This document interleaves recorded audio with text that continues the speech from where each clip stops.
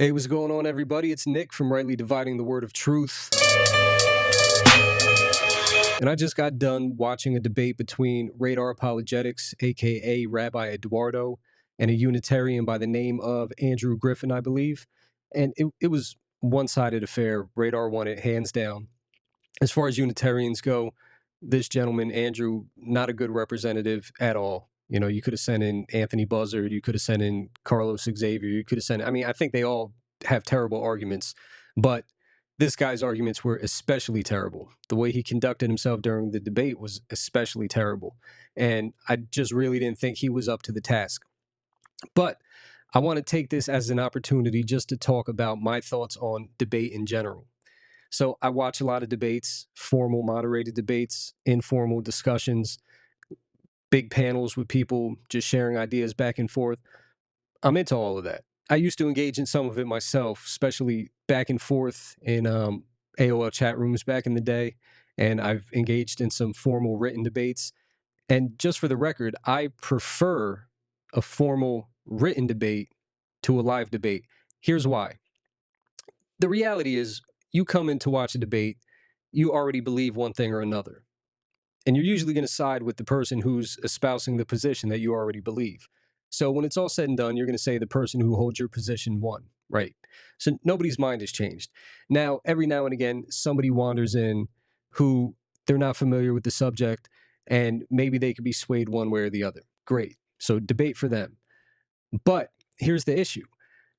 Debates aren't always the best that somebody has to offer. Now, not everybody is a good rhetorician. But a good rhetorician can win a debate without having truth on their side. That's just a fact. I've seen it.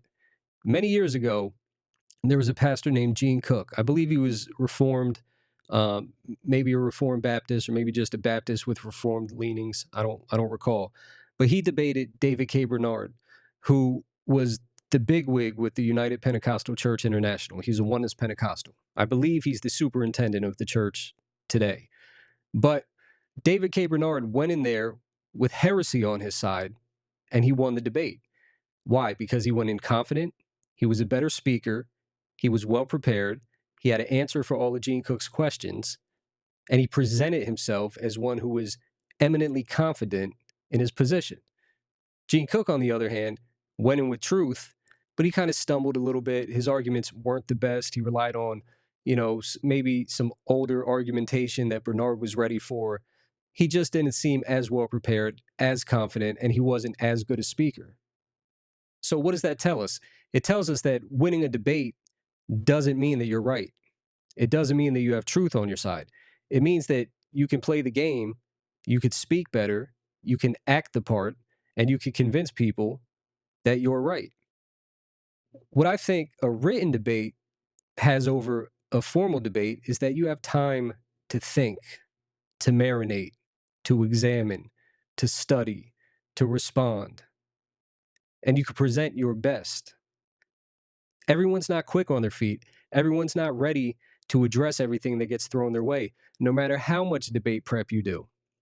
Now, say you prepared for 6 months to debate William Lane Craig on his neo-Apollinarianism. You've listened to all his podcasts. You've read all his books. You've looked at his blog posts, right? And now you get in the debate and you get in the cross exam, or you're listening to his opening statement, and he says something you've never heard him say before. And now you're like, oh my God, I don't know what to do with that. I can't think of a response on the fly. Well, what are your options? You either try to respond anyway and don't do such a great job because you weren't prepared for that, or you punt because you weren't ready for it, and then people think he made his point. Either way, it doesn't bode well for you. But now imagine you were corresponding with him. He says something you haven't read elsewhere, you haven't heard elsewhere. Well, now you can say, all right, now I have some time to look into this. I have some time to study his sources. I have some time to see how this fits with what he has said previous and to press him on it and say, this is inconsistent with what you said earlier. Have you changed your mind, or are you just inconsistent? And if you've changed your mind, what caused you to change your mind? What weakness did you see in your previous way of thinking that made you change your mind? And you begin to go into it from that angle, right? I just think it's more fruitful if we're looking to get the best out of people. It's not about scoring rhetorical points. It's not about presenting yourself in a confident manner that you could convince people that you're right even when you're not. Because all of that stuff is possible. But when you have time, when you have the space to prepare, when you have the time to present, and when your opponent can read and marinate on what you've written and meditate on it and prepare something in response, and you go back and forth that way, for me and for my money, I think that just proves to be more fruitful in the long run. Is this the only way to do debate? Absolutely not. Obviously not. Is it the best way to do debate? In my opinion, yes. Is everyone going to be a fan of that? No. And that's fine. You could like whatever you like. And like I said, I listen to it all. I like it all. I watch it all. I consume it all. I just think this is the most fruitful. Not to say that the others aren't fruitful. You know, there's going to be certain things you could do live that you're not really going to do the same in writing. For example, tonight, when Rabbi Radar was debating the Unitarian, he got to present the gospel. You can do that in writing, but it's not going to have the same impact or the same force as it is live and in person. So there's ups and downs, there's pros and cons. Each has their strength, each has their weaknesses. I'm just sharing my opinion on what I like the best and what I think is the most fruitful. And with that said, I appreciate you listening. Thank you for watching.